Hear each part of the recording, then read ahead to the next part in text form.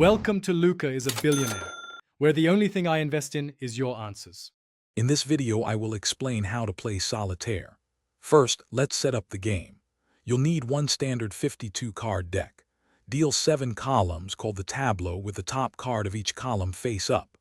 The first column has 1 card, the second has 2, and so on, up to 7 cards in the last column. The remaining cards form your stockpile.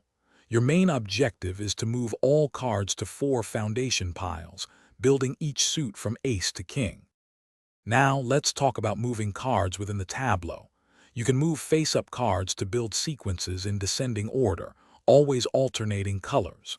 For instance, a red 9 can be placed on a black 10. You can move a single card or an entire sequence of face-up cards together. If you create an empty tableau column, only a king can be moved into that space to start a new sequence. This strategic movement is key to uncovering more cards. The ultimate goal is to move all cards to the 4 foundation piles. These piles are built up by suit, starting with an ace, then a 2, and so on, all the way to the king. You can move cards to the foundations from either the tableau or the waste pile. Keep an eye out for aces to start your foundation piles. Once all 52 cards are sorted into their correct suit and rank on the 4 foundation piles, you have won the game. Here are some helpful tips for playing Solitaire.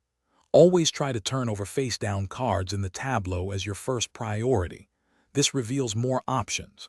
Prioritize moves that will free up other cards, especially those in longer columns.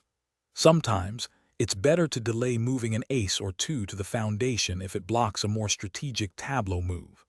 Also, consider your options carefully before drawing from the stockpile, as this can sometimes limit future moves.